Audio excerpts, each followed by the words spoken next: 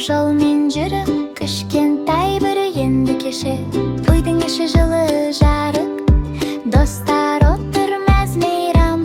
Бірақ қонжық шығып кетті, ескертусіз байқамай-ақ. Орман іші түнеріп тұр, жыланды көріп қонжық.